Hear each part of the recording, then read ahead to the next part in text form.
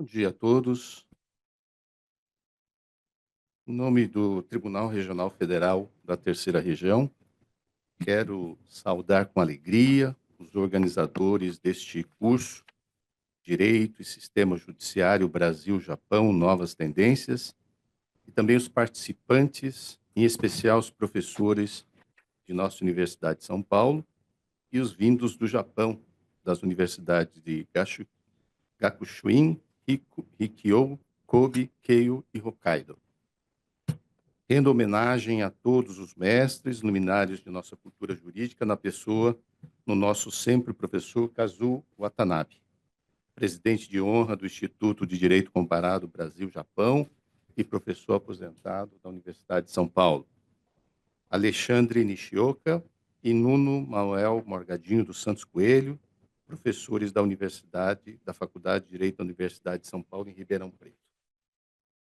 Também agradeço nossos magistrados que se dedicaram à organização desse evento, na pessoa da desembargadora Marisa Santos, que é a diretora da nossa Escola de Magistrados, e dos juízes federais Sérgio Nojiri e Bruno Takahashi.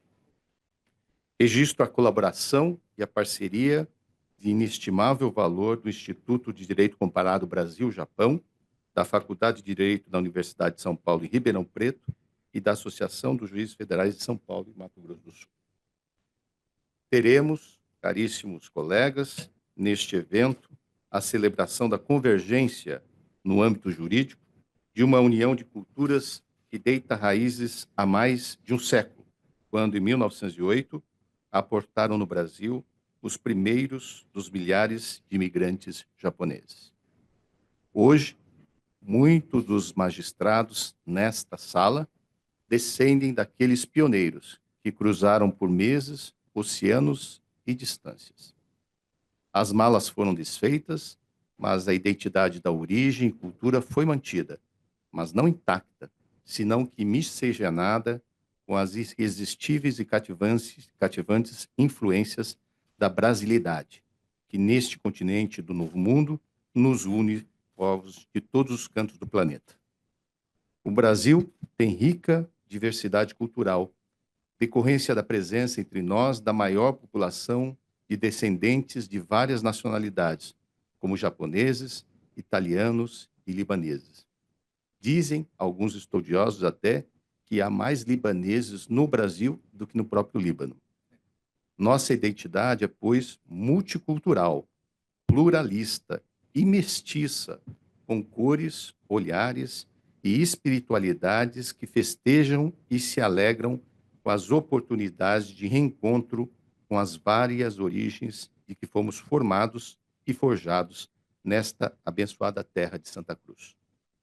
Neste curso, discutiremos importantes temas que unem as preocupações de estudiosos deste e do outro lado do mundo: constitucionalização do direito de família e o papel do judiciário, desafios atuais da previdência no Brasil e no Japão, semelhanças e diferenças do sistema judiciário no Brasil e no Japão na atualidade, judicialização da previdência complementar e aplicação do direito para trabalhos precários. Quero registrar ainda e agradecer, em especial, a presença dos nossos desembargadores, Nelton dos Santos, nosso corregedor regional, doutor Antônio Morimoto, doutora Luíse Vilela, doutor Marcelo Guerras Martins, juiz federal, doutora Thaís Ferracini, juíza federal, desembargador Maurício Cato, desembargadora Consuelo Yoshida. Sejam todos bem-vindos, em especiais nossos convidados e expositores, os professores Daniel Machado, Akio Shimamura, Shinzuki Kurihara, Hideyuki Morito, Hisashi Ikeda e Masato Ninomiya. Um afetuoso abraço nipo-brasileiro a todos e que tenhamos um ótimo e proveitoso evento. Muito obrigado. Passo a palavra à eminente desembargadora Marisa Santos, a diretora da nossa escola. Bom dia a todos e todas. A EMAG hoje está em festa com um evento muito diferente daqueles que nós costumamos fazer, celebrando uma parceria muito interessante e trazendo aqui o que a representatividade dos japoneses já tem no nosso tribunal. Nós temos aqui vários colegas no primeiro grau e aqui no tribunal, descendentes dos japoneses, né? O que muito nos orgulha, começando aqui pelo nosso presidente. E tem um carinho especial pelo professor Kazuo Watanabe, e me lembro bem da sua luta, da sua admiração pelos juizados especiais. E quando os juizados especiais federais foram instalados aqui na terceira região, o professor Kazuo nos brindou com os seus conhecimentos que ele tinha já naquela época, e muito do que foi feito nos nossos jefes, nós tiramos das lições do professor Kazuo Watanabe. Eu me lembro, inclusive, de uma vez que fomos ao Tribunal de Justiça de São Paulo, com o professor Kazuo, no começo da existência, né, dos juizados especiais federais, conversar com o presidente do Tribunal de Justiça de então, para ver se nós conseguíamos resolver uma questão importante na época, que era a não de redistribuição dos processos até 60 salários mínimos que tramitavam na Justiça do Estado de São Paulo. Havia um movimento para que tudo aquilo viesse de uma vez só para nós. E nós fomos, então, conversar com o desembargador Nigro Conceição, me lembro bem, em companhia do professor Kazuo, e lá a Justiça Federal pôde expor o problema, né, explicar quais eram as nossas condições, então, e aí a questão foi ali, começou a ser resolvida, e hoje os juizados especiais federais são o que são também por conta daquilo que nos ensinou o professor Kazuo Watanabe. Então, também e principalmente por conta disso. Então, o meu agradecimento especial ao professor Kazuo, agradeço a todos os colegas e as colegas que aqui estão, do Tribunal e do Primeiro Grau, um grande reconhecimento aos juízes federais Bruno Takahashi e Sérgio Nojiri, que tiveram a iniciativa desse evento, a Universidade de São Paulo, com quem temos, inclusive, um convênio, um acordo de cooperação da gestão anterior do desembargador Nino Todo, para ver se conseguimos, então, formalizar e propiciar aos nossos juízes e juízas federais um mestrado na Universidade de São Paulo, em convênio com a nossa escola e a Universidade de São Paulo, em Ribeirão Preto. Isso aqui vai ser tratado na próxima semana, né, depois do Carnaval, para ver se nós conseguimos ultimar isso. Então, agradeço a todos que aqui estão e a todas que aqui estão, desejo a todos um bom evento, e aos juízes e juízes aqui presentes, sempre bom lembrar que a EMAG é a nossa casa, então Bruno e Sérgio trouxeram esta ideia que hoje concretizam. Todos os senhores podem fazer o mesmo. Tá? A EMAG está de portas abertas para receber novas ideias. Um grande abraço a todos e bom evento.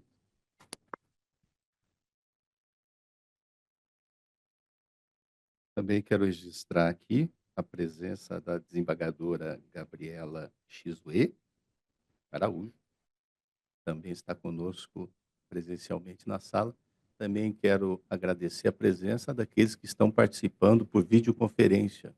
Aqui estou constatando aqui a presença do Dr. Carlos Suzuki, Dr. Marcelo Hideki, profissionais do escritório Harada, advogados e outros mais que se encontram aí à distância acompanhando esse seminário.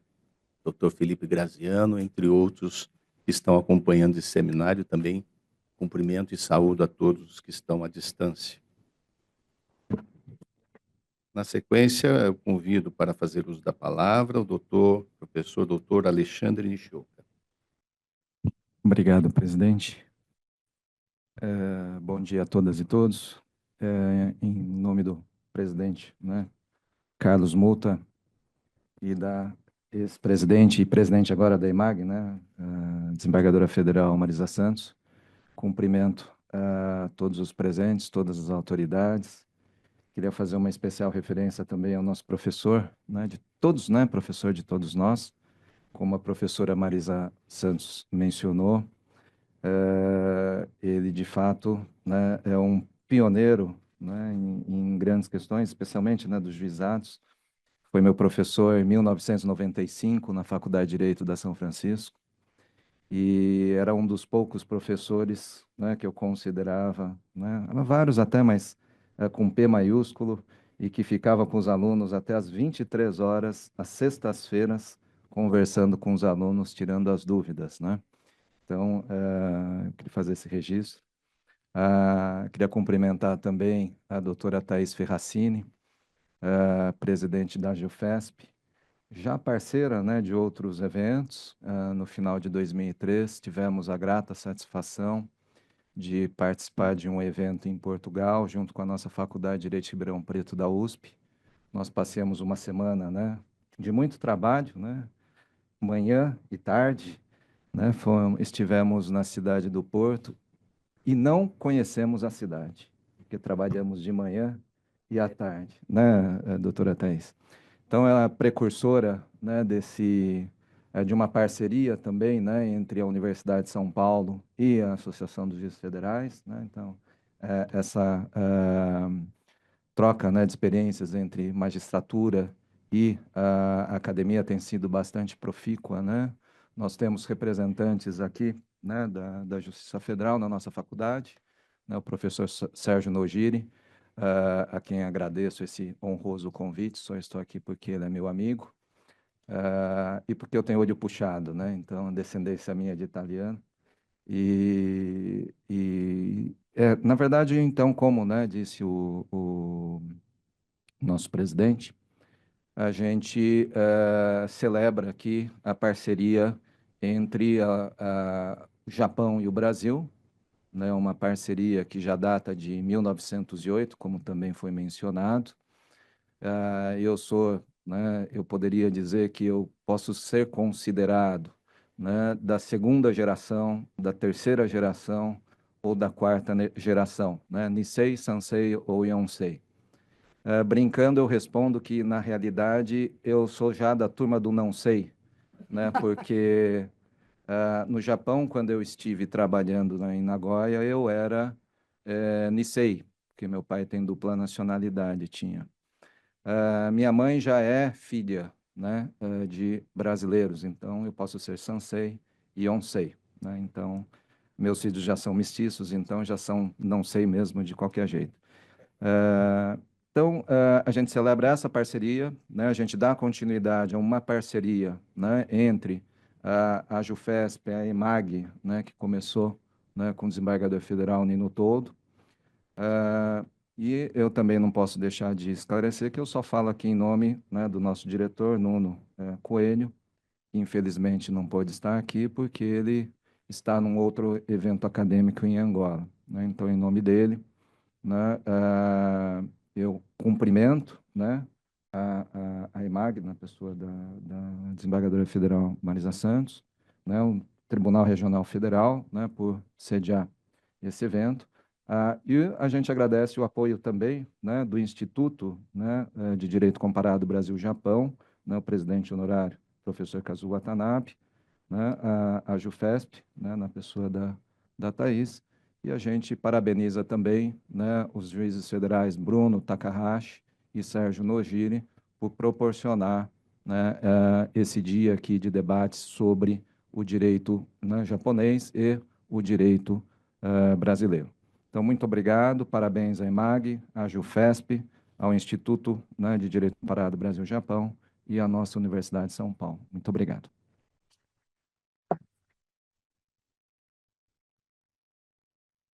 Concedo a palavra agora à eminente juíza federal Thais Ferracini, que é a presidente da nossa Associação de Juízes Federais de São Paulo e Mato Grosso.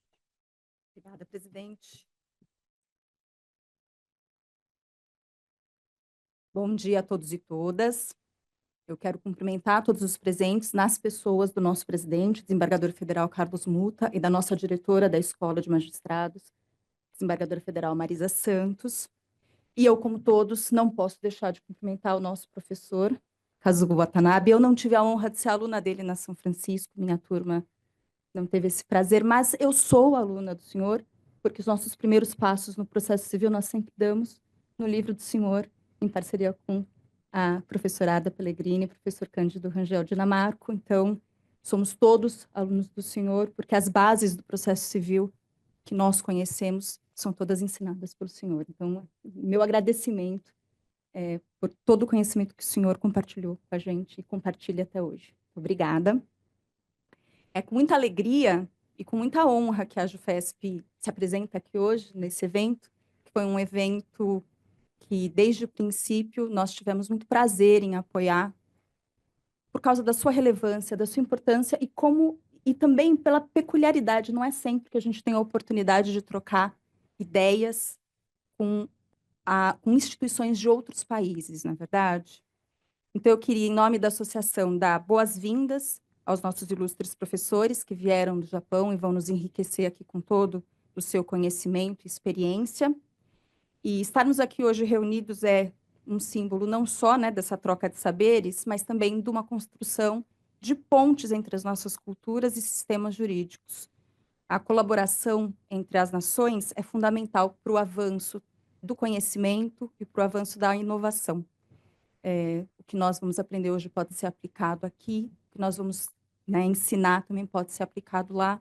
É assim que a gente evolui como sociedade, né? Então, evolução do direito e também da justiça. Eu desejo a todos uma jornada de aprendizado profícua, nesse espaço tradicional, né, de diálogo, de inspiração e de conhecimento, que é a nossa EMAG. Eu queria parabenizar a EMAG na pessoa da nossa diretora, desembargadora federal Marisa Santos, pela organização impecável do evento, ao professor Kazuo Watanabe, porque foi ele a ponte, a conexão que possibilitou a realização desse evento, e também, claro, aos coordenadores, os juízes federais, Sérgio Nojiri e Bruno Takahashi, que se esmeraram em fazer um programa que está muito interessante e muito relevante. Então, eu gostaria de desejar a todos um ótimo dia e bons trabalhos. Muito obrigada. Bom dia.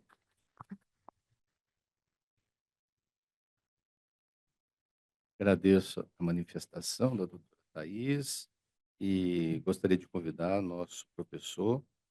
Também não fui professor, não fui também aluno direto do professor Watanabe, mas aprendi com suas obras e com suas lições, que permeiam não só a doutrina, mas a legislação, né? À medida que Sua Excelência contribuiu decisivamente para grandes mudanças e norteamentos do nosso direito processual civil moderno.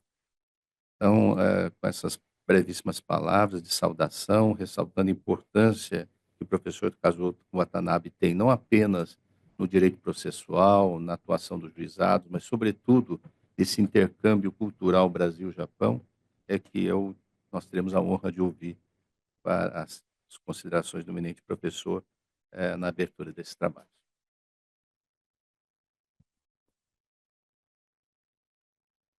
Excelentíssimo desembargador Carlos Muta, presidente do Tribunal Regional Federal da Terceira Região, desembargadora Marisa Santos,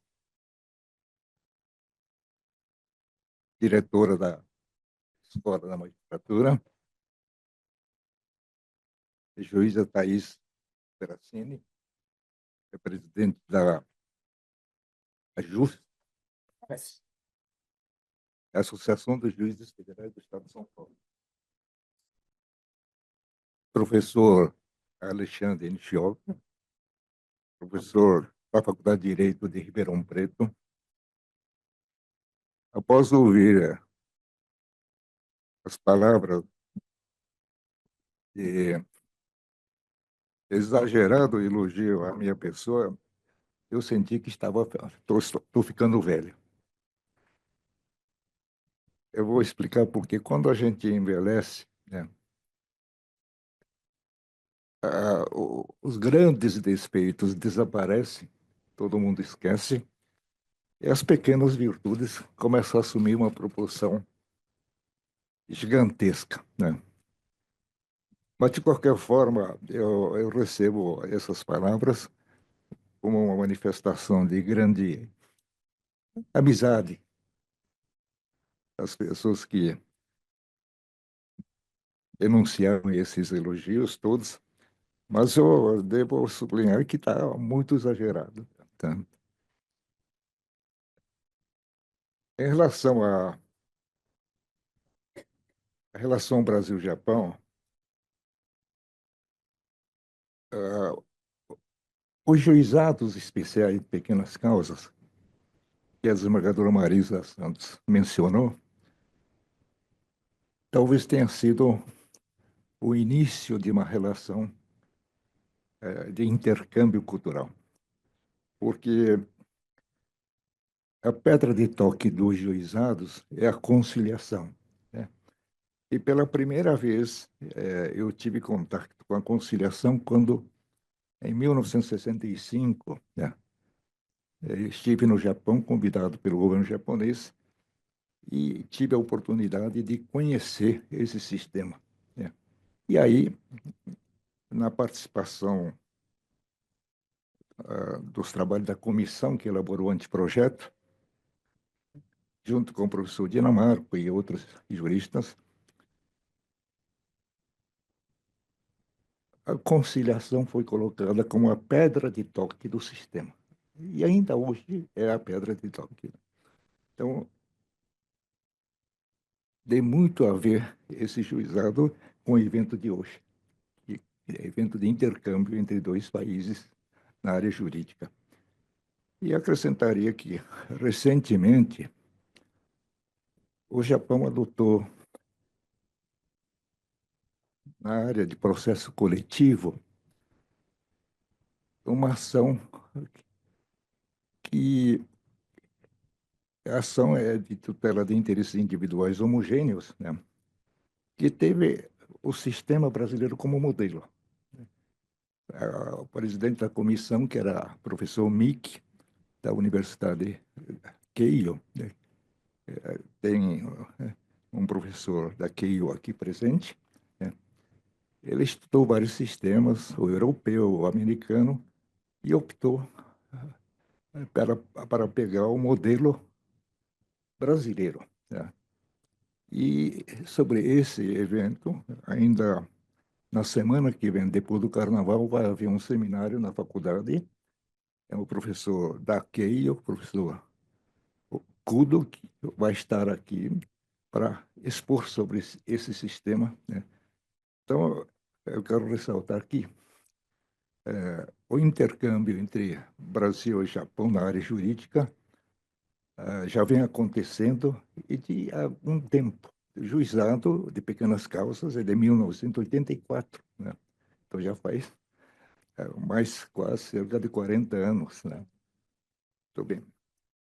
Então eu vou, com minhas palavras, como não tenho a eloquência dos oradores que me precederam, eu vou ler um texto que eu escrevi.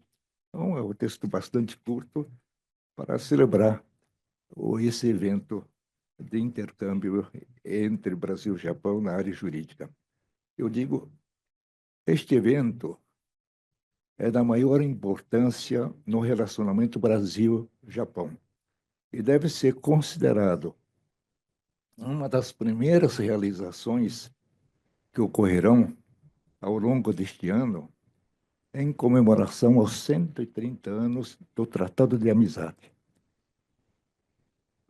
Tratado de Amizade, Comércio e Navegação, que, celebrado em novembro de 1895, deu início às relações diplomáticas entre os dois países.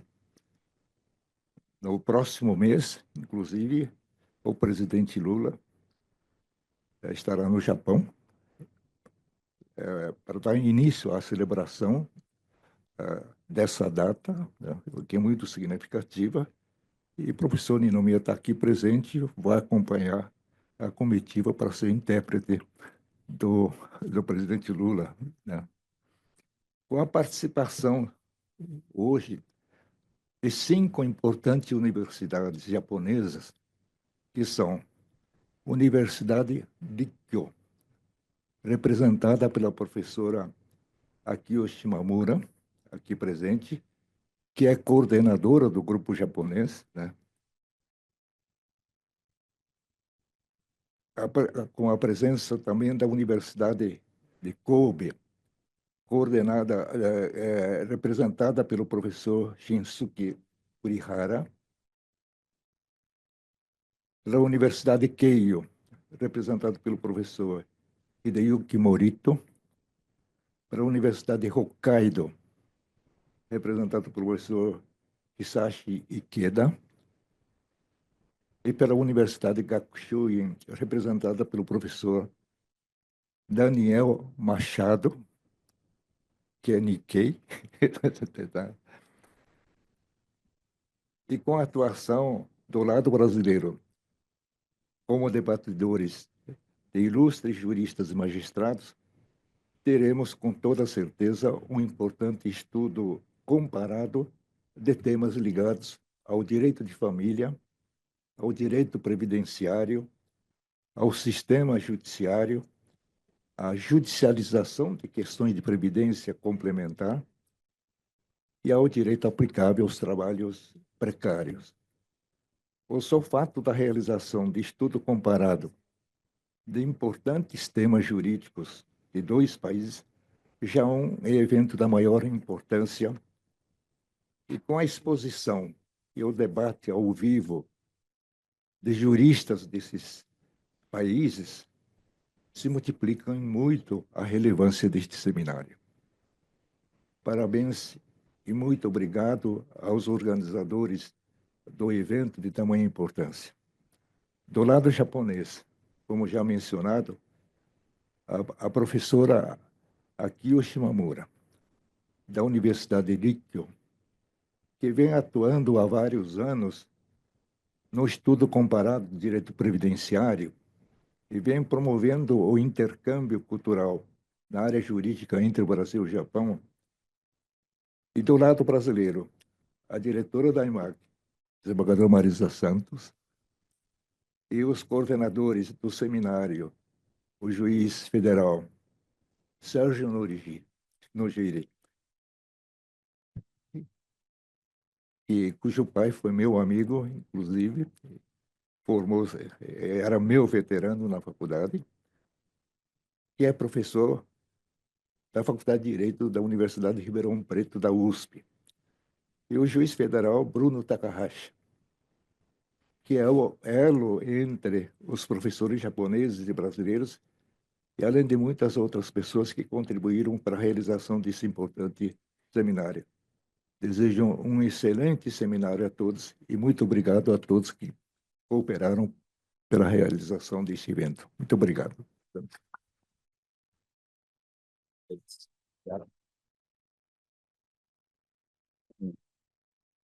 Com essa saudação cheia de emoção, de cultura e de entusiasmo, né, por essa união cultural, por esse enlace de culturas diferentes, mas que se associam para o mesmo propósito no campo do direito, para garantir maior acessibilidade através do juizado da população aos direitos fundamentais, é que nós encerramos esta cerimônia de abertura, já anunciando que na sequência nós teremos um painel inaugural deste curso, que refere-se à constitucionalização do direito de família e o papel do judiciário, tendo como palestrantes o professor Daniel Machado, o desembargador Maurício Cato e como presidente da mesa a desembargadora Gabriela Chizue, que é Araújo, mas a gente chama de Chizue aqui, né? Que é também a nossa desembargadora federal e que estará presidindo esta mesa. E, na sequência, teremos a pausa para o almoço e depois as demais mesas. Quero desejar e reiterar os meus cumprimentos a todos e desejar um bom evento. Muito obrigado.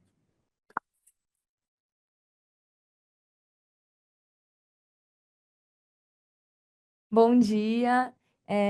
Queria cumprimentar a todos os presentes na pessoa do nosso presidente, Dr. Carlos Muta. Não sei se ele ainda está aqui. E dizer que eu estou muito feliz, muito entusiasmada. Meu primeiro evento na IMAG como desembargadora ser esse evento Brasil-Japão, né? Porque, como o Dr. Carlos Muta falou, até explicando, por que eu uso o sobrenome Araújo? Porque o meu nome é Gabriela Chizue, né? Mas todas as vezes que eu tento usar o Chizue, as pessoas falam errado. Falam Shizui, Shuzui, Shizui, né? E aí eu passo muito nervoso, porque eu não gosto que pronuncia meu nome errado. Então eu adotei o Araújo, mas eu sou como o colega que estava aqui, eu sou não sei, né? Eu sou neta do lado da minha mãe, eu sou neta de japoneses, minha batiã e meu dichan vieram do Japão. Eu acho que eles vieram lá perto de Hiroshima, né? A região deles. E o meu pai já é brasileiro, né? Então, tanto que o meu sobrenome japonês seria Mori, mas antigamente, nos anos 80, né? Usava-se mais o nome só do pai. Agora eu teria que mudar minha certidão para colocar o Mori. Enfim, então, só me apresentando, eu estou muito feliz porque posso aqui conhecer um pouco do direito japonês. Como professora de direito constitucional, eu costumo falar para os meus alunos: olha, a gente tem que fazer um marco, nós vamos estudar o direito constitucional baseado na origem eurocêntrica, né? Porque a gente aqui no Brasil adotou o direito eurocêntrico, um pouco de referências norte-americanas, e eu sempre falo: não vai dar para estudar o direito japonês, o direito africano. Então, até nas falas iniciais eu percebi e eu acho que a gente vai poder tirar isso hoje do seminário, que dá sim para a gente trazer muitas referências do direito japonês para o direito brasileiro. É importante que a gente aprofunde, né, o direito comparado, mas eu não estou aqui para ficar comentando antes de ouvir o principal palestrante, que é o professor Daniel Machado, que já me contou que não é japonês, eu desconfiei, né? Mas eu falei, deixa eu perguntar, né? Vai ver a mistura foi muito grande. Estou curiosa até, professor, para entender essa sua aproximação com o direito japonês, né? Eu vou ler o currículo dele aqui, e aí eu passo a palavra e vou pedir já que o senhor comece explicando para a gente, porque aposto que está todo mundo curioso. E o Maurício Kato eu vou apresentar depois, meu querido amigo. Nós somos aqui a cota japonesa no tribunal, somos 6. Eu, o Dr. Maurício Kato, a Consuelo Yoshida, que está aqui, minha colega na PUC, o Toru Yamamoto, eu acho que ele é japonês mesmo, né? Ele é nascido no Japão. É o Toru, o Morimoto, que também está aqui, o Antônio Morimoto. Tem mais alguém? E o Muta, Estamos todos aqui, só está faltando o Toru, vamos puxar a orelha dele. Daqui a pouco ele chega. Bom, vamos lá. Então, o professor Daniel Machado é professor de Direito Civil na Universidade de Gakushuin, professor de Direito Civil japonês e inglês na Universidade Rikyo. Mestre e doutorando em Direito Civil pela Universidade de Tóquio, instituição onde obteve a graduação em Direito. Ex-bolsista do Ministério da Educação do Japão, prêmio Ikuo Onaka de Incentivo Acadêmico de Direito de Família para pesquisadores iniciantes no ano de 2019. Então, professor Daniel Machado, o senhor tem 30, 40 minutos para a sua apresentação, mas, assim, por favor, antes, conte para nós da sua trajetória com essa aproximação com o direito japonês. Tá bom, obrigado. Bom dia a todos. Primeiro, eu gostaria de agradecer pelo convite. Sinto muito honrado de poder estar aqui. Agradecer a todos os organizadores, também aos meus colegas de mesa, a presidente da mesa, a desembargadora Gabriela Shizue. Não, Araújo. Minhas notas tá Araújo, mas Shizue, né? Até. E ao desembargador Maurício Kato. Então, primeiro, eu acabei de descobrir que eu tinha 45 minutos de fala e não 30 ou 20, não sei. Mas deixa eu me apresentar um pouco. Eu não tenho descendência japonesa, mas a minha formação jurídica foi toda no Japão. Eu estou no Japão há mais de 15 anos. Eu fiz direito no Japão, fiz mestrado no Japão e segui a carreira acadêmica lá. Então, para mim, o direito brasileiro, um direito estrangeiro, mesmo sendo brasileiro, eu nunca estudei direito no Brasil. E eu acho que é isso. Tem muito mais que eu acho que eu poderia falar sobre isso, mas mesmo com 45 minutos, ao invés de 25 minutos, não daria tempo para explicar como que isso aconteceu. Então, eu gostaria de começar com a minha palestra. O tema da mesa é a constitucionalização do direito de família. E dentro desse tema, que é um tema bastante amplo, hoje eu gostaria de revisitar uma tese que eu propus em um evento que teve na USP há 5 anos atrás, sobre o papel da hermenêutica infraconstitucional no direito de família japonês. Deixa eu ver se o slide passa. Não.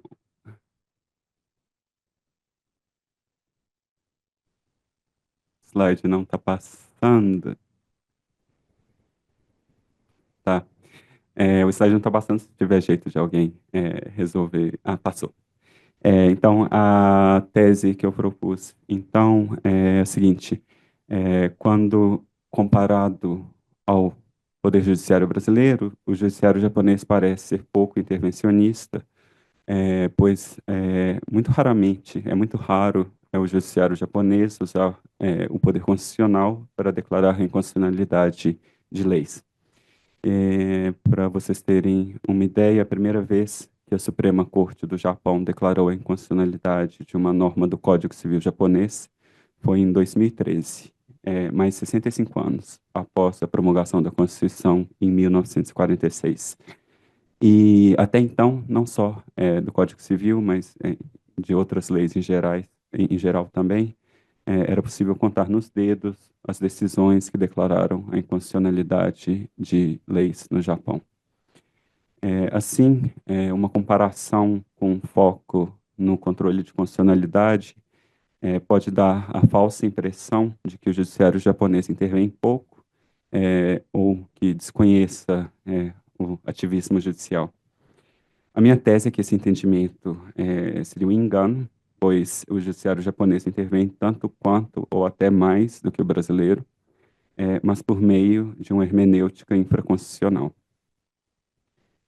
Antes de falar sobre a tese em si, eu acho que é necessário apontar que desde a década de 90, o direito civil japonês ele entrou uma era de reformas legislativas.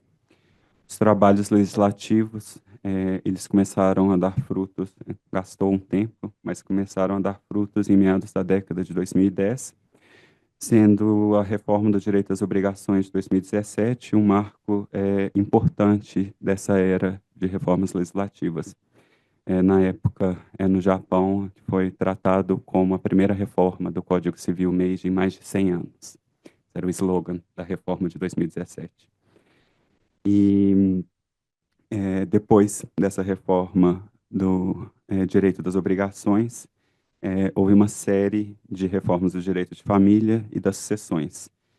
Algumas reformas, como a reforma do direito sucessório de 2018, ou a das normas sobre a filiação de 2022, ou do poder parental, poder familiar e guarda de 2024, elas foram mais abrangentes, modernizando e até mesmo reestruturando todas essas normas sobre os respectivos temas. Também houve outras reformas mais menores, como, por exemplo, a que reduziu a maioridade civil de 20 para 18 anos, ou a reforma da adoção especial, e a promulgação de ou leis especiais, como a lei de uma lei sobre a reprodução assistida, que tem algumas normas sobre especiais sobre a filiação. Com a conclusão da reforma do ano passado, do Poder Familiar, de 2024, alguns doutrinadores no Japão já falam no surgimento de um novo Código Civil, o Código Civil da Era Heisei, que começou no final da década de 80, justamente durante essa passagem de uma era de interpretação do Código Civil para uma era mais focada em mudanças legislativas, em reformas legislativas. De qualquer maneira, o que eu gostaria de apontar aqui, se vocês observarem no slide, tem duas emendas, a emenda de 2013 e a emenda de 2015, que alteraram os artigos 900 e o artigo 733 do Código Civil japonês. Essas duas emendas, elas são de natureza distinta das outras emendas, das outras reformas que aconteceram durante esse tempo. Essas duas emendas, elas foram respostas diretas do Poder Legislativo a duas decisões, uma de 2013 e uma de 2015, que declararam a inconstitucionalidade desses dois artigos. Em outras palavras, teve a decisão de inconstitucionalidade, uma em 2013 e uma em 2015, e logo em seguida, a Dieta Nacional do Japão, imediatamente após essas decisões, ratificou ambas as decisões, alterando os respectivos artigos para torná-los constitucionais.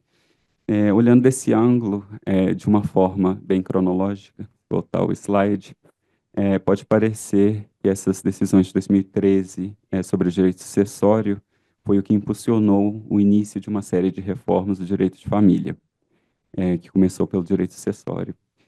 Entretanto, esse entendimento não está completamente errado, mas, ao meu ver, seria um tanto quanto exagerado e pecaria por deixar passar despercebido uma complexa relação que existe entre o poder judiciário, o poder legislativo e os doutrinadores civilistas no comitê legislativo, todos esses agentes que dão forma a essas mudanças que têm ocorrido no direito de família japonês contemporâneo.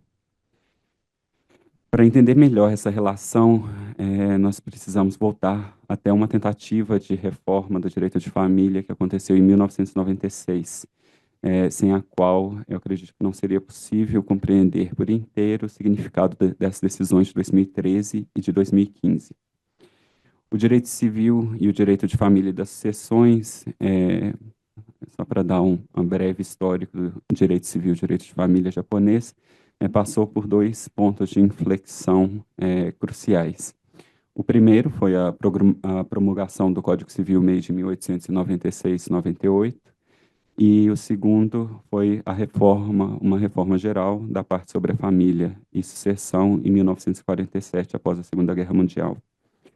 O Código Civil Meiji, de 1896-98, foi um código de transição de uma sociedade pré-moderna, rural, para uma sociedade moderna, industrial e urbanizada. Foi um código feito para essa sociedade que estava justamente passando por essa transição. E por isso, ele era um código que era um código meio que um código 2 em 1. No mesmo código, coexistia um direito de família antigo, que era muito próximo ao direito de família romano, e um direito de família moderno, semelhante ao do Código Napoleônico. Em contraste, o Código Civil a reforma, de 1947, que na época foi chamado Novo Código Civil, apesar de ser frequentemente narrada como uma imposição por pressão estrangeira, ela já era prevista pelos próprios elaboradores do Código Civil Meiji.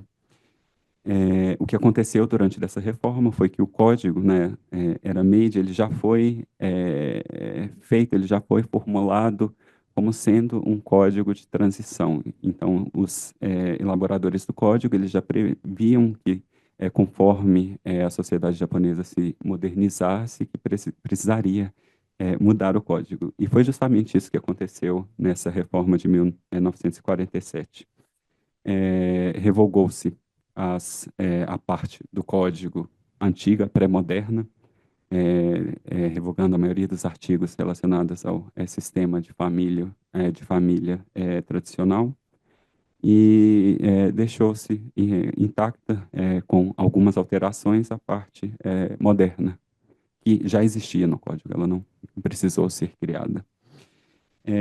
O único ponto que foi realmente, que eu acredito que tenha sido resultado da ocupação, foi uma estrita igualdade formal de gênero entre o marido e a mulher, algo que, do ponto de vista comparado, tornou o direito de família japonês um tanto quanto progressista para a época, até mesmo em relação aos Estados Unidos, que eram o líder das forças de ocupação, e, ao meu ver, até mesmo para a própria sociedade japonesa da época. De qualquer forma, já na década de 1980, esse direito de família, antes progressista, ele começou a se tornar retrógrado e a se dissociar gradualmente da realidade social.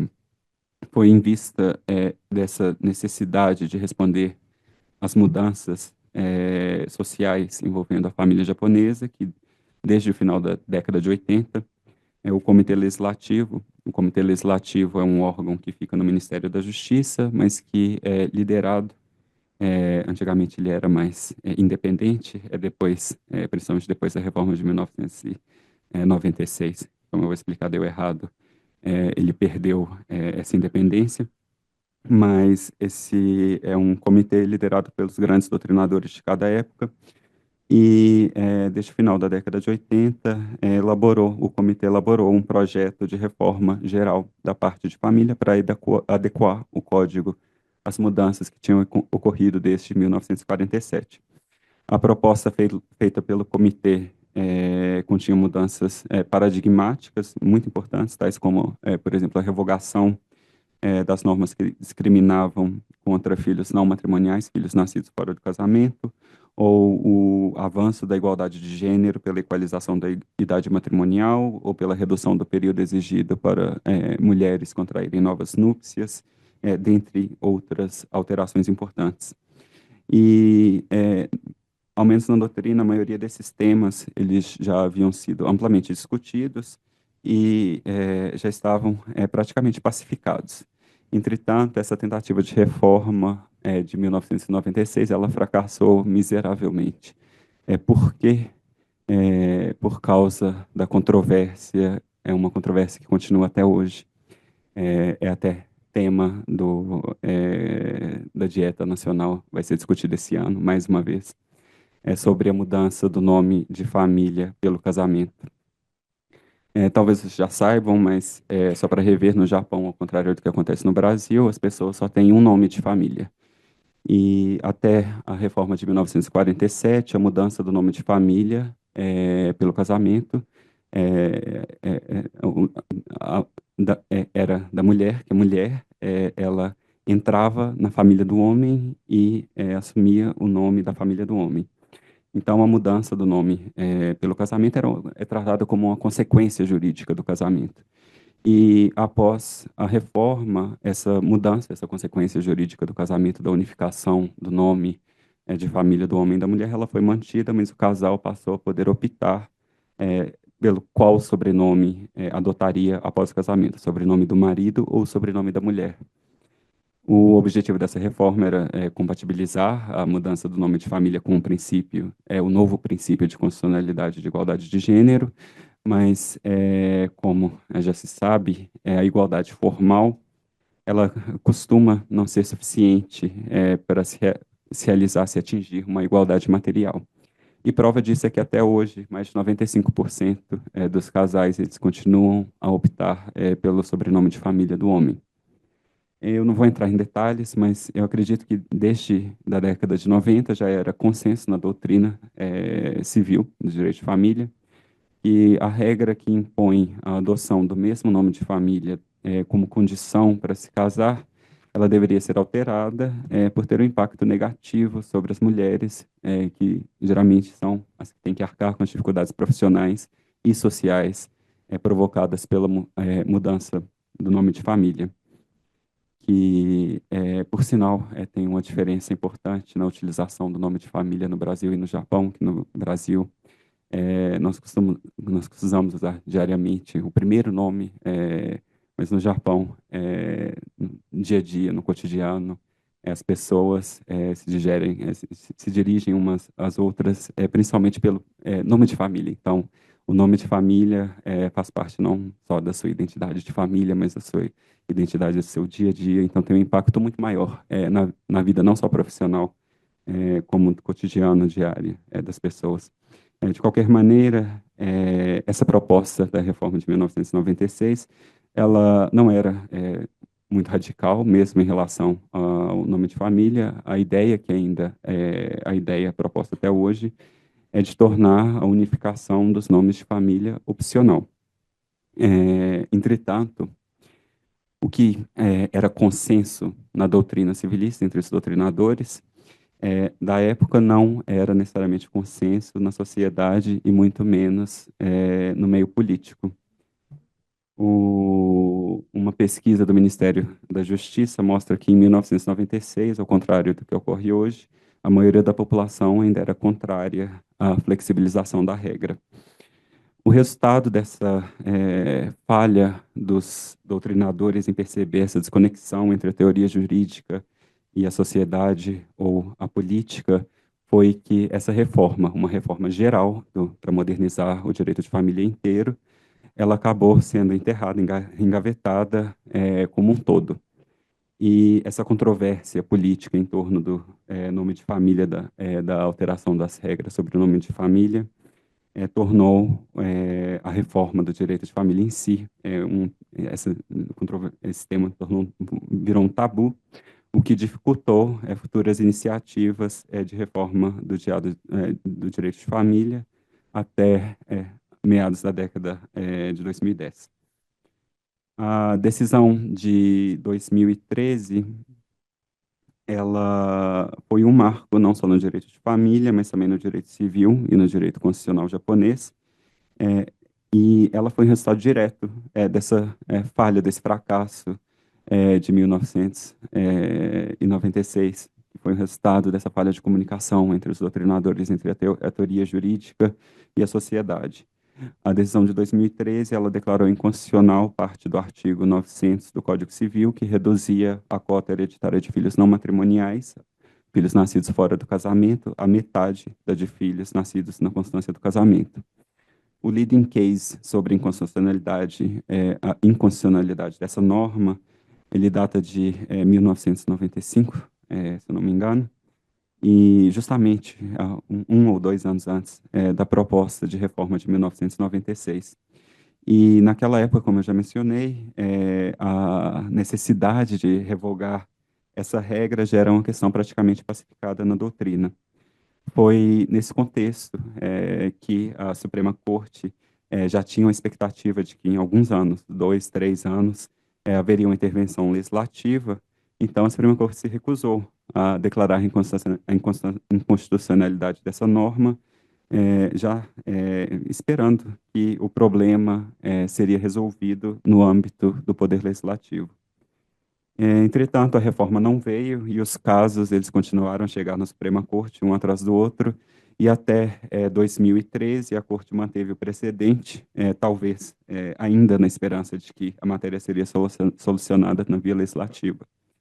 Em 2013, depois de quase 2 décadas mantendo o precedente e ainda sem qualquer perspectiva de ação legislativa, a Corte finalmente resolveu intervir.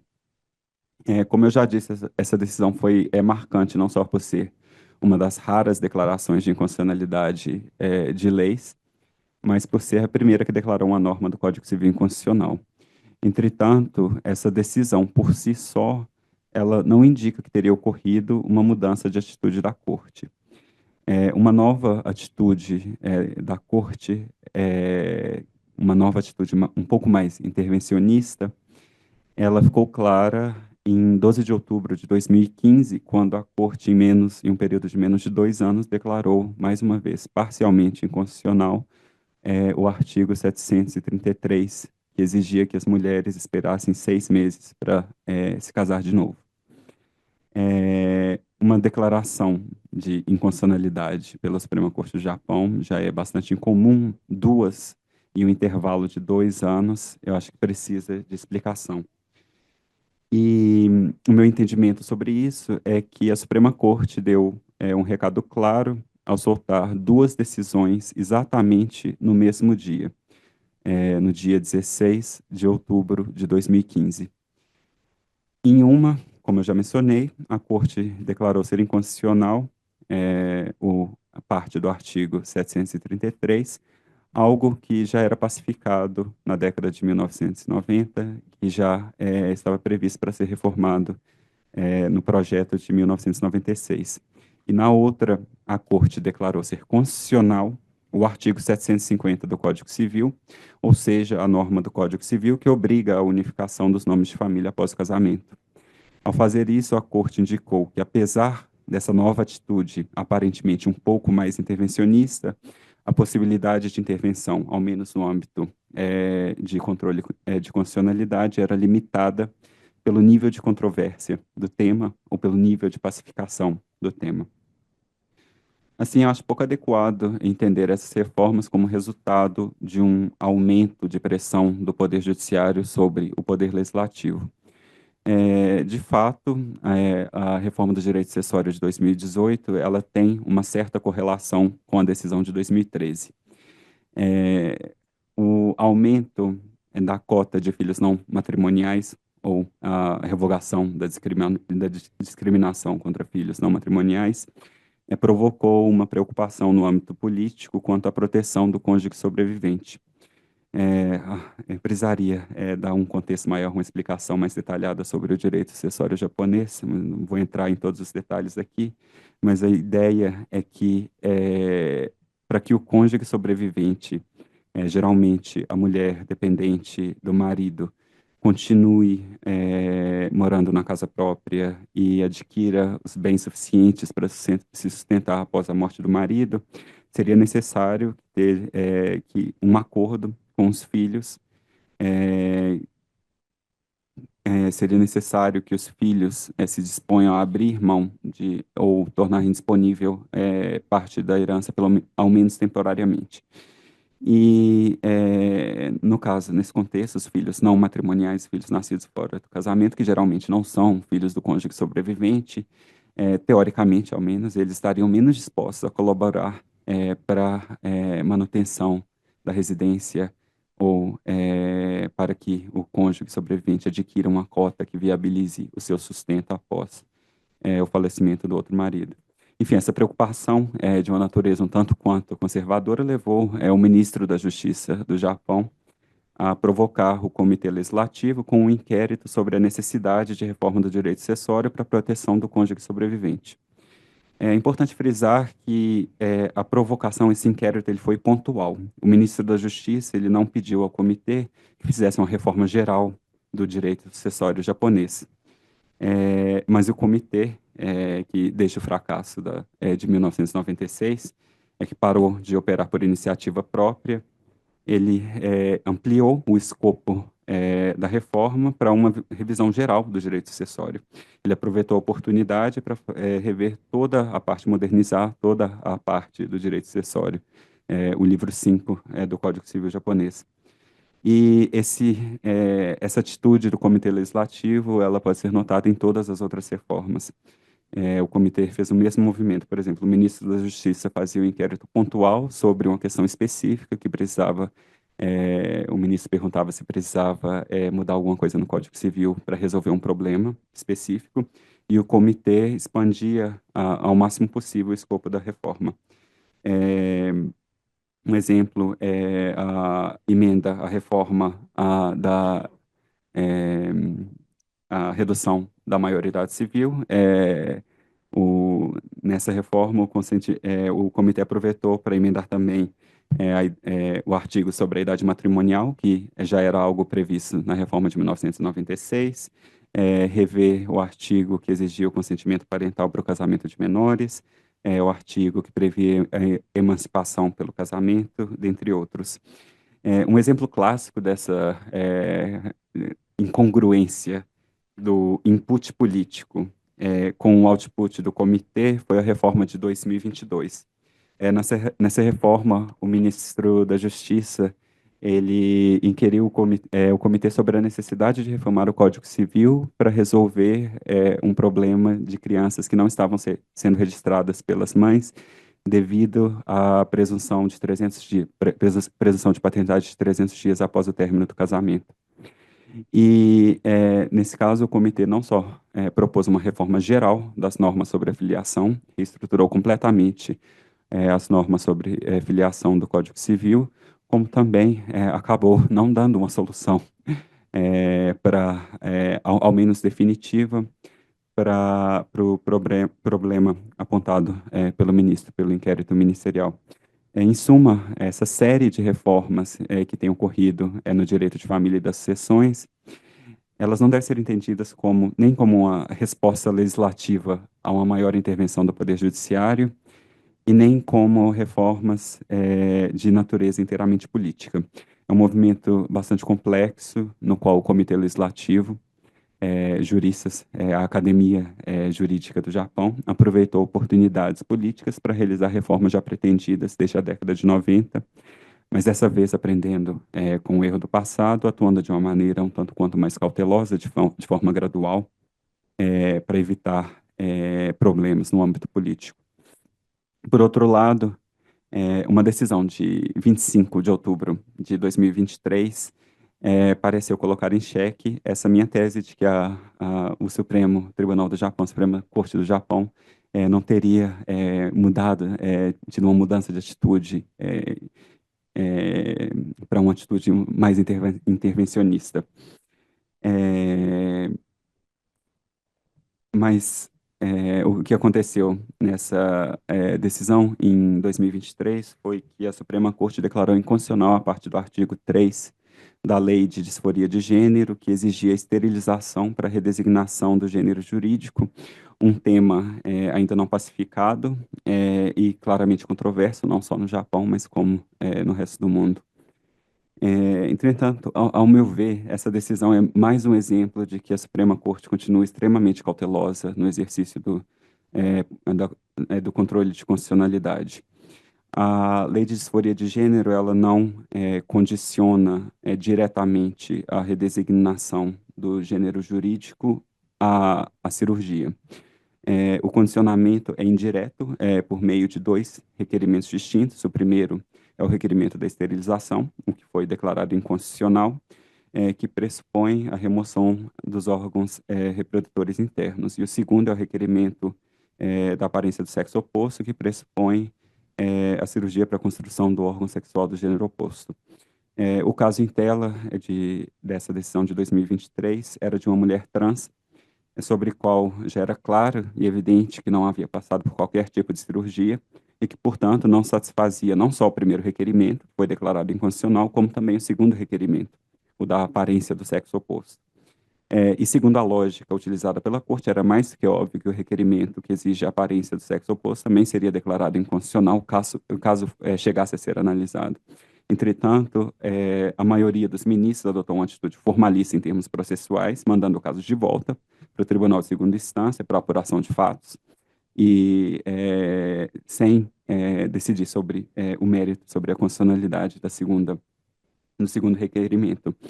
E ao fazer isso, a não ser em casos muito específicos, não seria possível, apesar do que foi veiculado na mídia na época, não seria possível a redesignação do gênero sem cirurgia até que o legislativo interviesse ou que a Suprema Corte declarasse inconstitucional a inconstitucionalidade do outro requerimento. Ou seja, o que a Suprema Corte fez, nesse caso, foi postergar uma decisão final sobre a necessidade de intervenção jurídica para comprar tempo para o Poder Legislativo revisar a lei, sem colocar muitas amarras por meio de uma declaração de inconstitucionalidade de ambos os requerimentos.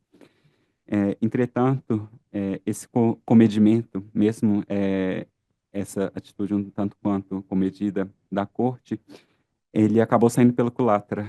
Não só a dieta nacional, ao contrário do que sempre fez, que sempre ratificou as decisões de constitucionalidade, não ratificou essa decisão de inconstitucionalidade até hoje, como também logo após a decisão foi criada uma coalizão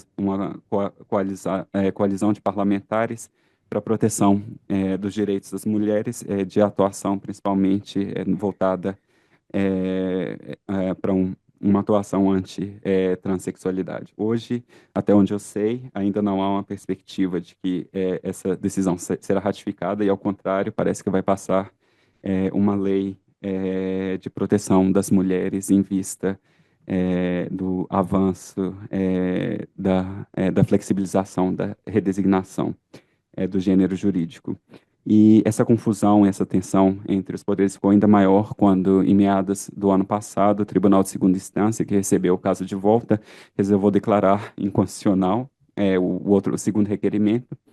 E, com isso, o Tribunal de Segunda Instância acabou com o caso sem deixar a Suprema Corte decidir sobre a constitucionalidade do segundo requerimento, que talvez a Suprema Corte tenha perdido, não sei se foi intencional, mas perdeu a oportunidade de decidir sobre essa matéria.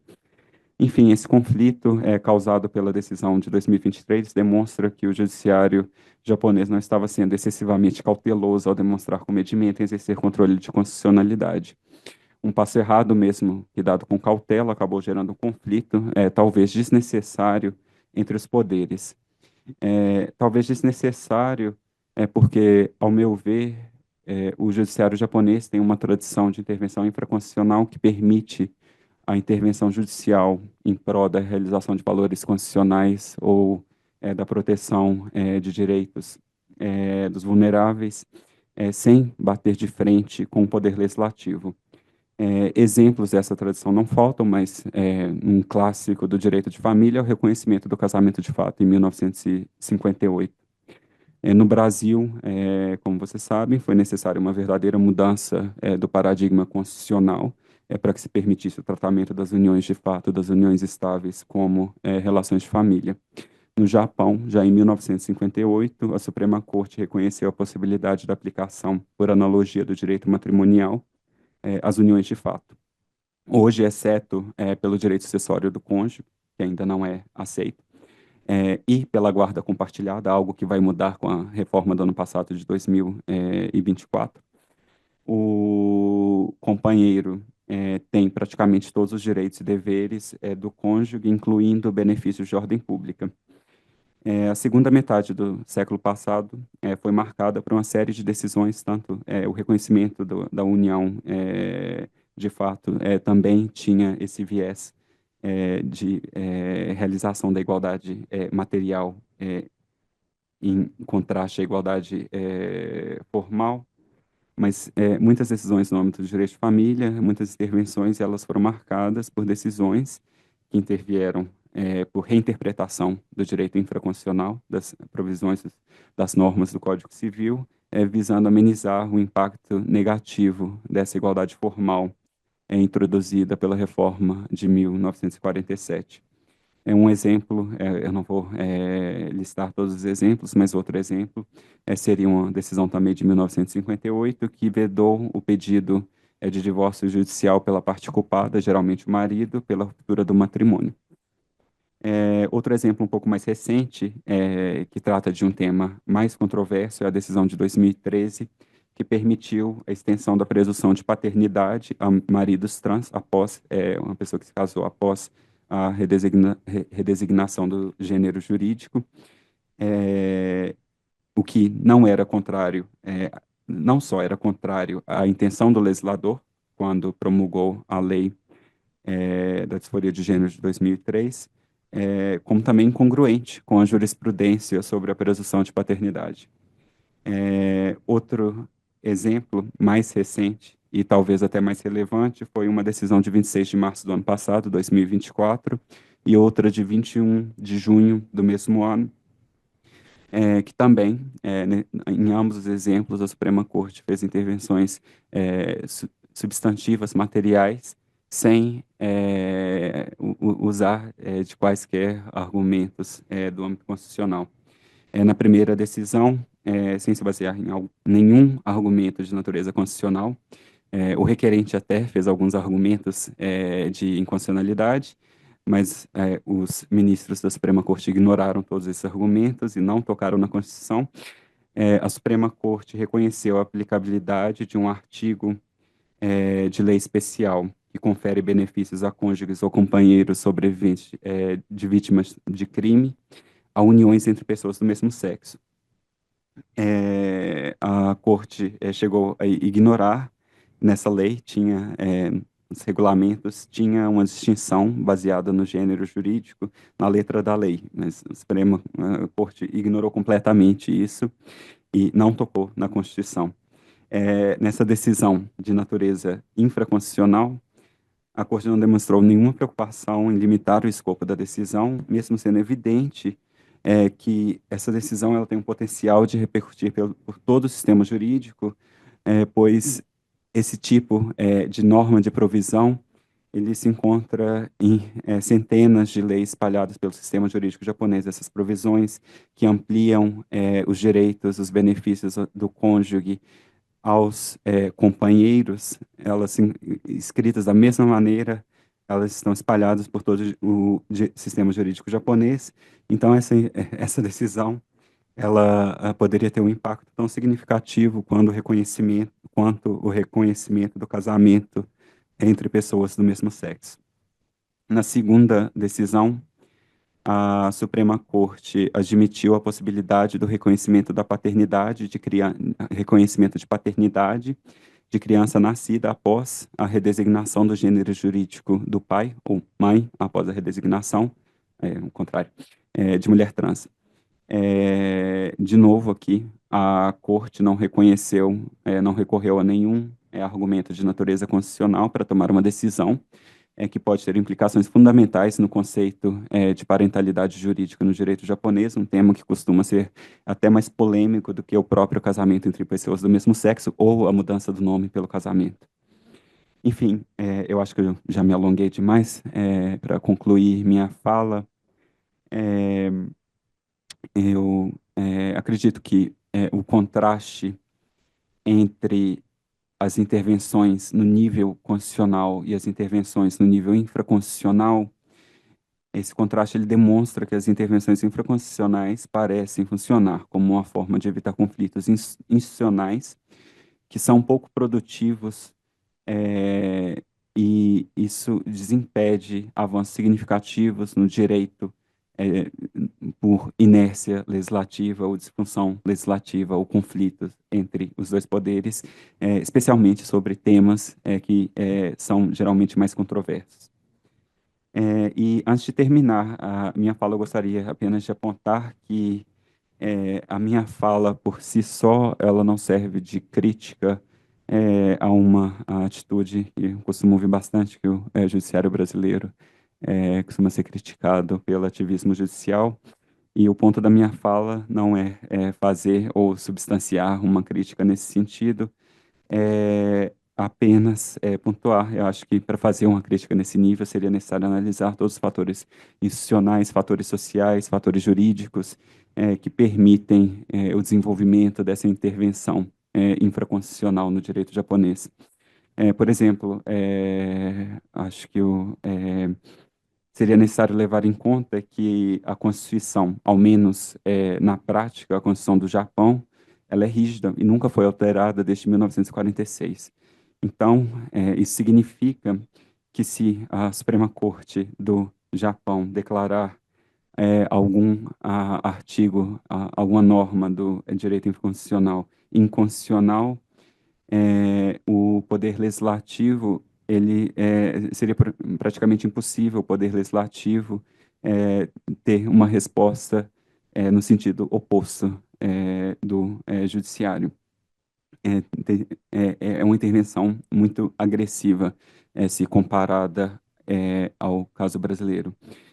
Outro ponto que deveria ser levado em consideração é a abertura hermenêutica do direito infraconstitucional ou do direito constitucional, que os artigos do Código Civil japonês, eles têm conceitos mais abertos, com muita pouca definição, e o que facilita a intervenção por interpretação ou reinterpretação das normas. Enfim, o que eu gostaria de pontuar, que o objetivo da minha fala é só apontar para uma possibilidade de um início de diálogo entre os dois direitos e não tirar uma conclusão sobre um ou outro direito. Muito obrigado pela atenção, eu agradeço mais uma vez pela oportunidade. Caso tenham quaisquer dúvidas que não tenham sido respondidas durante a minha fala ou que não sejam respondidas durante o painel, sintam-se à vontade para entrar em contato comigo no meu e-mail da universidade. Muito obrigado.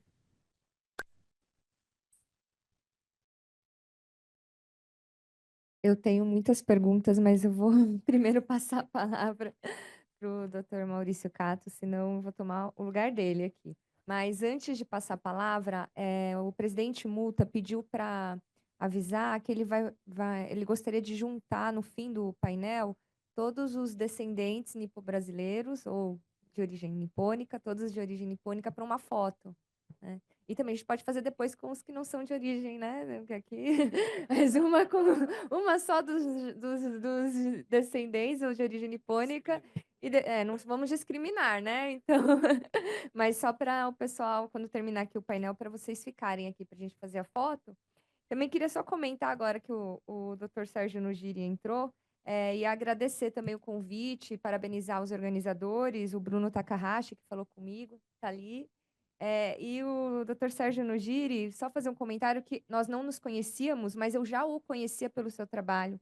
Uma pesquisa que o senhor publicou, acho que em 2016 ou 2018, com uma orientanda, Gabriela Pericinoto, em que eles fizeram uma pesquisa muito interessante, fizeram uma análise de como, eu até anotei aqui, porque eu falei, eu quero falar, como os juízes decidem os casos de estupro, analisando sentenças sob a perspectiva de vieses e estereótipos de gênero. Aí eles pegaram várias decisões do TJ, acho que umas 100 decisões do TJ, e analisaram como os juízes... E eu falei, nossa, eu quero conhecer esse professor da USP, o Sérgio Nugiri, algum dia eu vou conhecê-lo, algum dia eu vou procurar aqui agora. Então, só para fazer e divulgar a pesquisa, tá na internet. Quem quiser, o artigo está publicado no repositório acadêmico da USP. Mas vou passar agora a palavra para o Maurício Cato, meu amigo, meu colega aqui, que me abraçou quando eu cheguei no tribunal.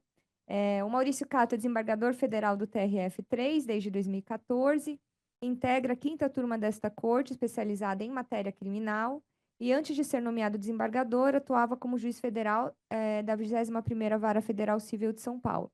Foi diretor do Foro da Seção Judiciária de São Paulo e primeiro presidente da JuFesp. Está até lá a fotinho lá na sede da JuFesp, que eu já vi lá as caricaturas. É graduado em Direito pela Pontifícia Universidade Católica de São Paulo, assim, turma da PUC aqui presente, Consuelo também estava por aí. E é isso, vou te passar a palavra. Obrigado, senhora presidente. Gostaria inicialmente de cumprimentar todos na sua pessoa, cumprimentar e agradecer o eminente professor Daniel pela brilhante palestra que acaba de proferir. Gostaria de agradecer o convite da EMAG e dos coordenadores desse curso, o meu amigo Sérgio Nugiri e meu amigo Bruno Takahashi. E se a Dr. Nishioka achou que o convite a ele foi por amizade, imagine por mim, que não tenho metade do currículo que tem o professor Nishioka. Gostaria de fazer um breve agradecimento também, mas é um registro importante para nós todos, senhora presidente. Professor Kazuo Watanabe, que sempre foi para nós da colônia não sei nem classificar, mas foi quase tudo para nós da colônia o que o senhor representou como o primeiro integrante da magistratura no Brasil, primeiro presidente de tribunal, acho que Vossa Excelência, eu lembro que eu estava no 2º ano ou 3º da faculdade, Vossa Excelência presidiu o 2º Tribunal de Alçada, em seguida foi o primeiro presidente, primeiro desembargador da colônia, primeiro professor da Faculdade de Direito do Largo São Francisco. Então, é um prazer enorme participar de um evento que tem Vossa Excelência, e excelência aqui não é um tratamento puramente formal, mas é no sentido substancial da palavra, né? Excelência. Então, com a sua participação, esse evento ganha, sem sombra de dúvida, para nós, que hoje tivemos esse caminho facilitado, temos hoje aqui na casa. Essa primeira informação eu não tenho certeza, mas talvez o Toru Yamamoto tenha sido o primeiro juiz federal do Brasil. A professora Consuelo foi a primeira juíza de Tribunal Regional Federal do Brasil, né? Nós temos hoje a presidência na pessoa do professor Carlos Muta, tivemos até recentemente o professor Silvio Oyama presidindo o Tribunal de Justiça Militar do Estado de São Paulo, presidente do TJ do Paraná hoje, uma Nicei também, desembargadora Lídia, se eu não me engano, mas enfim, mais Gima, não é isso? Então, assim, foram portas abertas, janelas que talvez os primeiros de nós sequer sonhassem com a possibilidade. Então, é uma saudação, mas, sobretudo, um agradecimento. Temos hoje na casa, como registrou a nossa presidente, 6 integrantes de 55, né, um número bastante expressivo. 2 mulheres, poderiam ser 3, né, para ter uma igualdade de gênero, mas eu acho que estamos caminhando para isso. Enfim, com relação ao tema propriamente, é difícil falar qualquer coisa depois da palestra do professor Daniel. Eu fiz algumas anotações aqui,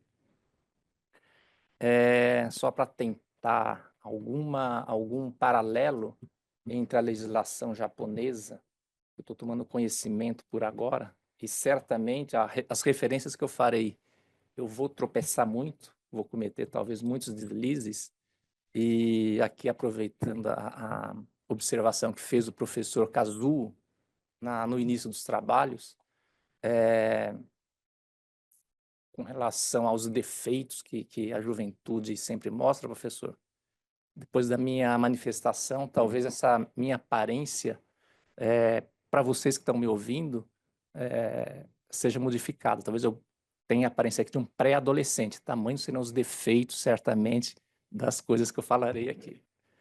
Mas me parece que, pelo que eu entendi aqui da explanação, a codificação do direito civil no Japão, o Código Meiji no final do século XIX, tem um ponto de coincidência grande com a nossa codificação, né? Os estudos nossos se iniciaram também em meados para o final do século XIX, com Teixeira de Freitas, coisa e tal, e desaguaram no Código de 16 de Bevilacqua, também aqui com alguma inspiração, especialmente no direito francês, talvez inspiração francesa do Código de Napoleão, com algum tempero do catolicismo forte aqui no Brasil, né, especialmente pela colonização portuguesa.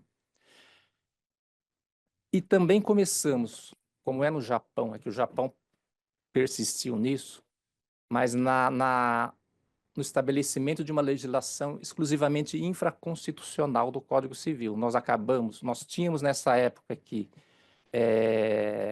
uma Constituição que não tratava do direito de família, a primeira Constituição, me perdoe se eu estiver falando qualquer coisa errada, de uma professora de direito constitucional, mas a nossa primeira Constituição, que é a Constituição da República, não tratava...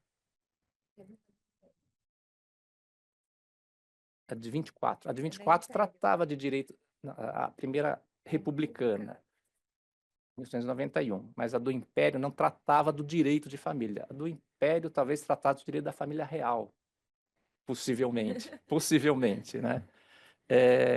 Mas o fato é que nós acabamos, ao longo das sucessivas constituições, de alguma forma constitucionalizando muitos aspectos do direito de família, embora até a Constituição de 67, 69, ela ainda era muito restrita.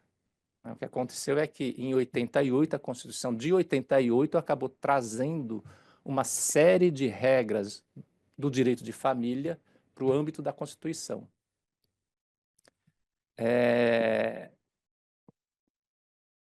Acho que essa talvez seja a grande diferença de atuação da questão da constitucionalidade, né? E o nosso Supremo talvez tenha mesmo esse perfil hoje um pouco mais ativista, né? Vamos dizer assim, né? Mas aí acho que talvez até uma tendência do constitucionalismo mais atual de tentar tornar as normas constitucionais todas com algum conteúdo substancial, né? Não deixar a Constituição como uma mera carta programática, mas dar efetividade a todos os seus dispositivos, né? Então, não sei se com exageros ou não, aí depende, claro, de análises que se possa fazer, mas eu notei aqui, por exemplo, que mencionou o professor Daniel de algumas soluções da Suprema Corte com relação às declarações de inconstitucionalidade ou da contenção, né, da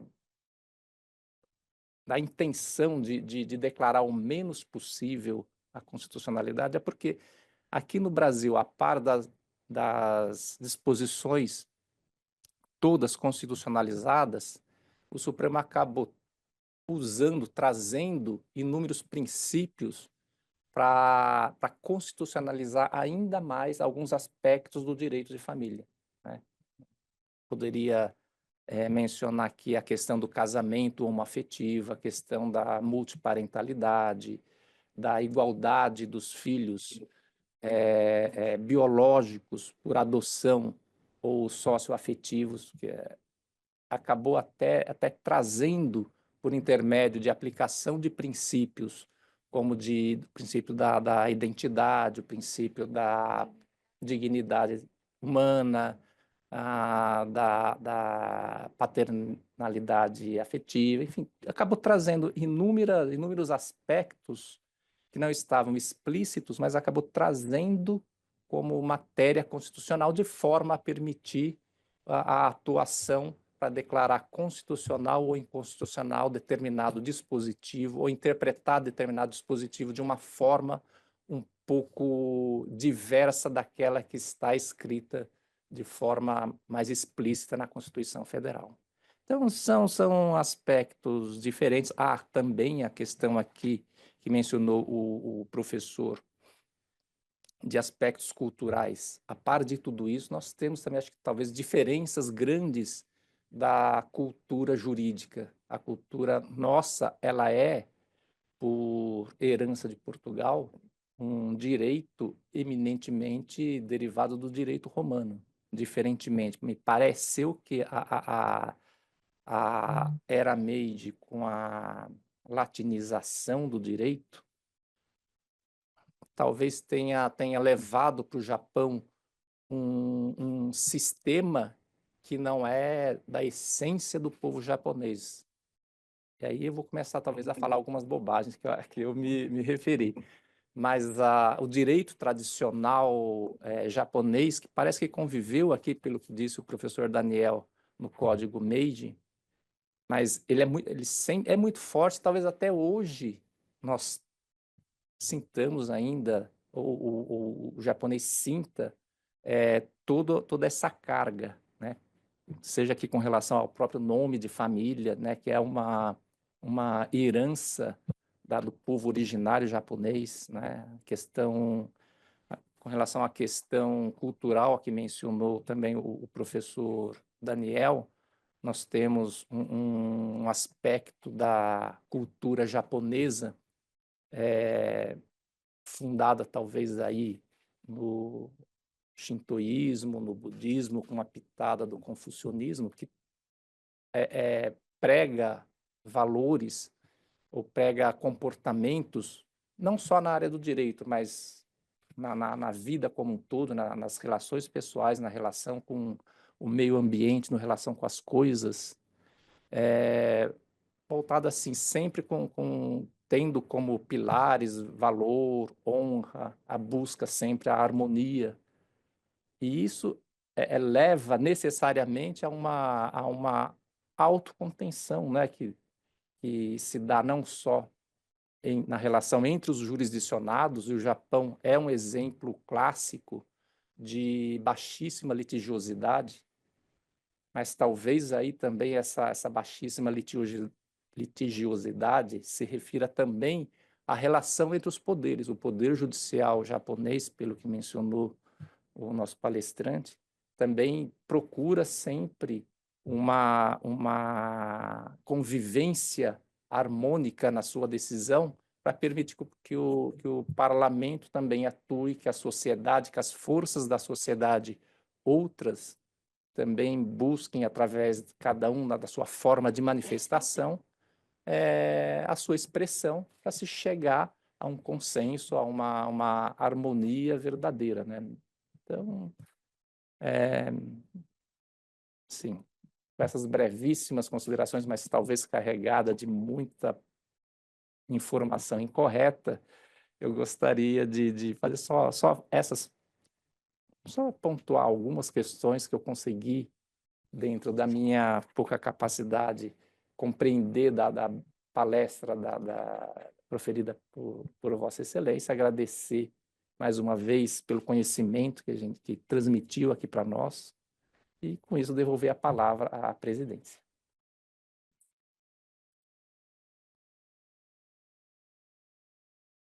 Queria cumprimentar o Dr. Maurício Catto pelas excelentes observações. Falou muito bem, um pouquinho do que eu tinha pensado também, assim, eu senti a mesma coisa com relação à diferença, né, dos direitos, do direito brasileiro, do direito japonês. Aqui a gente tem muita influência mesmo eurocêntrica, e a gente percebe que hoje a onda é falar sobre neoconstitucionalismo, né? E a gente fala muito neoconstitucionalismo, constitucionalismo contemporâneo, que é o uso dos princípios e transferir um pouco de superpoderes para o Poder Judiciário para conseguir corrigir discrepâncias que estão na legislação. E o que a gente sentiu aqui da sua brilhante palestra foi que no Japão existe uma autocontenção entre os poderes mesmo, como bem disse o Dr. Maurício Catto. A gente percebe que talvez o que aqui se consideraria uma certa omissão, no Japão seria o correto, né? O Poder Judiciário evitar se aprofundar demais em matérias que seriam mais afetas ao legislativo, pelo que nós entendemos. Não sei, aqui no programa, no roteiro, eu não está eu comentar, né? Mas sim abrir para perguntas. Então, para deixar que mais pessoas possam participar, a gente teria uns 10 minutinhos para perguntas. Então, eu vou abrir aqui, porque senão eu vou tomar o tempo dos presentes que tiraram amanhã para ouvir o palestrante, talvez queiram contribuir também. Eu já tenho um. Primeiramente, eu gostaria muito de agradecer essa palestra, foi realmente muito interessante. Eu sou advogado, meu nome é César, eu trabalho bastante na área de direito de família e sucessões. E, assim, para mim, achei incrível também essa questão já do Japão, né, ter reconhecido a união civil, né, de parceiros homoafetivos, né? E aí a minha dúvida é a seguinte: a gente tem grandes diferenças entre o Brasil no sistema de registro civil aqui no Brasil e no Japão. Então, aqui no Brasil, a gente tem os cartórios de registro civil, onde são registradas, tem o assento do registro individual, né, de cada pessoa. E ao contrário disso, no Japão, a gente tem o registro da família, né?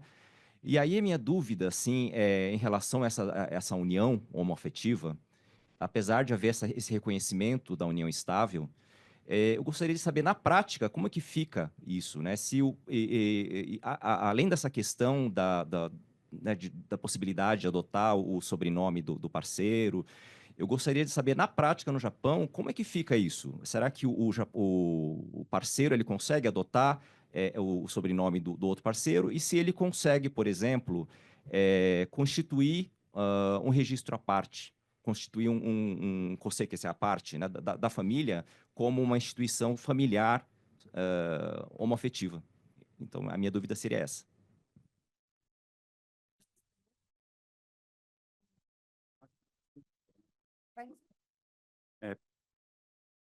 Não, então eu perguntei aqui se ele preferia responder uma por uma ou se fazia as perguntas. Ele falou que vai responder uma por uma. Então, professor, Eu acho melhor pode responder uma por pode. uma. Então, muito obrigado pela pergunta.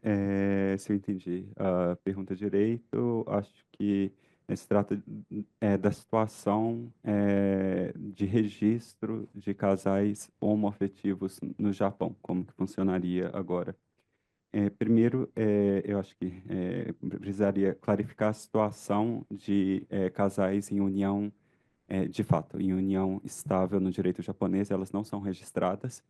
Então, não teria qualquer forma de registro. Na prática jurídica, o que geralmente costuma se fazer é o registro de residência de um minhyo, que chama. O registro de família é o COSEC. COSEC é a alteração do COSEC, do registro de família, ele só muda pelo casamento quando tem alguma mudança no estado civil, né? E eu acho que tem uma discussão, se eu não me engano, tem uma discussão semelhante no direito civil brasileiro sobre se a união estável gera uma alteração do estado civil ou não. mas no caso do direito japonês, não tem nenhuma alteração do Estado Civil, e como não tem nenhuma alteração do Estado Civil, isso não tem nenhum reflexo no registro de família. Na prática jurídica, o que se faz é anotar, não sei o termo correto, o companheiro em um outro documento, que é um documento de registro das municipalidades, é um registro de residente que você faz com a municipalidade, com o município, cidade, bairro ou onde você mora, que aí nesse caso o companheiro é registrado como companheiro. Tem uma palavra lá, você é registrado como companheiro, aí você comprova a existência, serve como comprovante de existência da união de fato.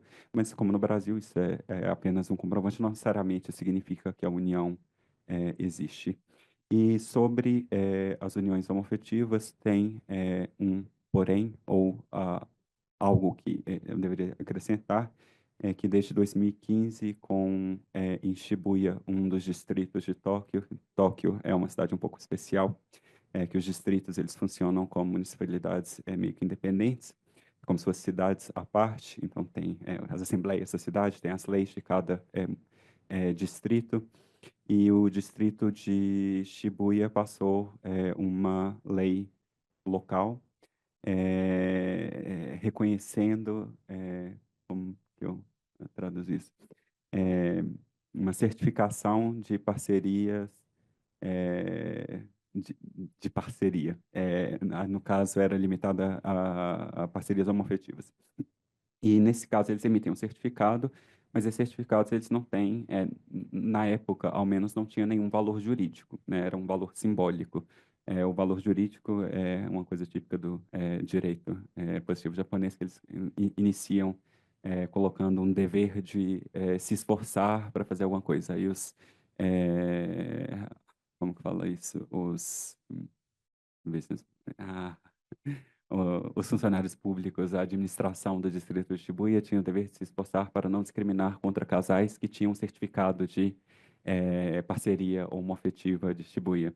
Então, assim, era uma coisa bem limitada para criar um precedente legislativo, mas hoje eu acho que tem um grande potencial desses. Isso se espalhou pelo Japão inteiro, por várias municipalidades. É,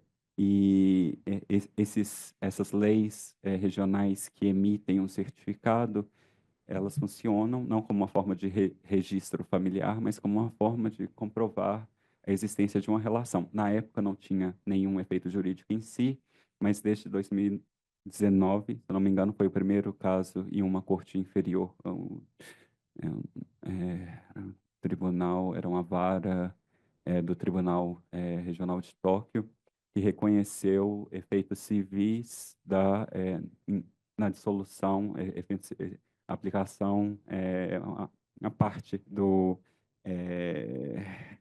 da jurisprudência sobre uniões de fato heteroafetivas, estendeu essa jurisprudência a uniões homoafetivas, e desde então tem tido um desenvolvimento em relação às uniões homoafetivas também. Então, se você junta essas leis locais com o desenvolvimento jurisprudencial, isso acaba funcionando como um registro para casais homoafetivos.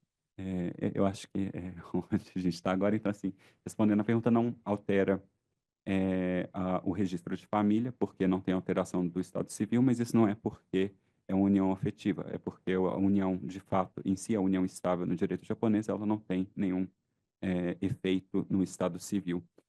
Um único ponto adicional, desculpa, estou me alongando demais com uma pergunta, eu queria dar oportunidade para outras pessoas fazerem perguntas também, mas uma coisa importante é que no direito tem um caso em que uniões homoafetivas eles poderiam alterar o nome de família, adotar o mesmo nome de família, seria através da adoção simples, que foi algo utilizado inicialmente por casais homoafetivos no Japão como um substituto ao casamento. Então, a adoção simples no Japão, ela tem muito poucos requerimentos, você tendo uma diferença de idade, um dia de diferença, uma pessoa pode adotar a outra e criar uma relação de parentesco. Você torna aquela relação uma relação não necessariamente de casal, mas você cria uma relação de parentesco jurídica, né? Não ideal, mas que produziria alguns efeitos direitos materiais e alteraria o registro. O adotante assumiria o nome de família, quem que era quem? A pessoa que que é adotada vai assumir o nome de família da pessoa que adota. É isso. Mais alguém? Mais uma pergunta?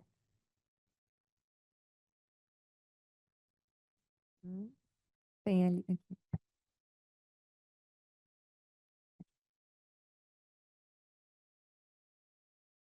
Bom, não seria exatamente uma pergunta, né? Apenas queria parabenizar o Daniel Machado. Desde a época que eu era professor visitante na Universidade de Tóquio, eu ouvia falar dele através do meu colega, o professor Omura, que foi o orientador dele, né? Da existência de um não descendente que estava estudando direito, né? E em 15 anos do Japão, né? Ele deu uma aula maravilhosa, né? Eu tenho algum conhecimento sobre direito civil japonês, mas não conseguiria entrar nesses detalhes, né, da sua especialidade. Então, eu só queria, na esteira da sua pergunta, dizer o seguinte: o artigo 24 da Constituição do Japão diz claramente o seguinte: o matrimônio é realizado entre homem e mulher. Então, para que o Código Civil, né, o COSEC, etc. e tal, né, possa reconhecer o casamento homoafetivo, a necessidade de mudar a Constituição. E o Daniel Machado já disse, todos sabem, desde a Era Meiji, nas duas constituições que o Japão teve, se conseguiu mudar uma única vírgula. Essa é a diferença entre o nosso país e o Japão. Não é? Por quê? Porque as forças conservadoras, tradicionais, etc., são muito fortes no legislativo. E o Poder Judiciário, assim como o Daniel Machado disse diversas vezes, não gosta de interferir muito. Não é? Não existe a ditadura do Judiciário, não é? Que costuma se dizer por aqui. Então, é isso. O Japão está avançando. Não é? Me lembro bem, quando cheguei no Japão, houve uma das primeiras decisões inconstitucionais, que é o artigo 200 do Código Penal do Japão. O que é? O parricídio era punido com pena de morte. Mas um caso extraordinário que aconteceu, né? Não vou me alongar muito, finalmente, então, a Suprema Corte reconheceu a inconstitucionalidade e, imediatamente, então, o artigo 200 do Código Penal foi suprimido. O código, desculpe, aquele caso que ele citou, né, da diferença, né, de distribuição de inventário, né, entre filhos naturais e filhos legais, né, desculpe, legítimos, né? Esse assunto foi discutido amplamente quando eu estava fazendo curso no Japão, e os professores da época disseram o seguinte: olha, é constitucional a diferença entre o filho legítimo e não legítimo, porque precisamos preservar o instituto do matrimônio. Mas depois de, talvez, uns 30 anos, finalmente, então, a Corte Suprema decidiu, né, dizendo que havia igualdade. E, na época, eu argumentava assim, entusiasticamente. No Brasil não é assim. Né? Não dá para distinguir, né? Não dá para diferenciar o legítimo com o não legítimo, porque eles não têm culpa. Né? Não, mas o matrimônio é importante. Bem, mas, de qualquer forma, Daniel, você está de parabéns. Eu realmente tenho grande admiração por você. Né? Claro, temos muitos descendentes de japoneses aqui, né, que não sabem nem 1/10 do japonês que você sabe. Né? Eu sou professor, eu sou intérprete, eu sou tradutor, né? Mas realmente eu tenho uma grande admiração por essa capacidade. A minha esposa é professora de japonês, mas não chega aos seus conhecimentos, né? E a felicidade nossa, depois de 117 anos de imigração, é que, a partir do final do século XX, início do século XXI, muitos brasileiros não descendentes, né, passaram a se interessar pela língua japonesa e alguns deles já intérpretes, tradutores, né? Temos aí, recentemente, o Arthur Barreto, que fez mestrado na Universidade de Meiji. Ele é potiguar. Enviou um currículo para mim, já uns 6, 7 anos atrás, em japonês, pedindo emprego para mim. Eu imediatamente liguei para ele. Como é que um potiguar pode saber japonês? Eu estudei sozinho. Ele foi para o Japão com a bolsa da Cátedra Fujita Ninomiya, fez mestrado em japonês na Universidade de Meiji e, junto com o título de mestre, ele obteve N1, que não é qualquer Nisei, qualquer Sansei que obtém. Então, está de parabéns mais uma vez e fico muito feliz, né, depois de muitos anos de magistério e saber que realmente há um grande número, né, de pessoas que, descendentes e não descendentes, que se interessam pela cultura japonesa e muito mais pela cultura jurídica, né, que é um ramo que é um tanto quanto difícil para os leigos, né, mas que já temos aí juízes, desembargadores, e realmente, e no Japão, né, pessoas como Daniel Machado, que, sem ascendência japonesa, está lecionando como professor numa universidade tradicional do Japão. Muito obrigado. Bom, acho que religiosamente estamos encerrando no horário. Passamos 1 minuto só, 12:30. Vamos fazer um intervalo para o almoço, mas vamos fazer a foto primeiro aqui na sala ao lado, né? Porque não cabe todo mundo aqui para a foto, a gente vai fazer na sala ao lado. E retornamos às 2 horas após o almoço, cumprimentando o professor Daniel e o meu colega aqui, Maurício Cato. Até mais, gente. Obrigada.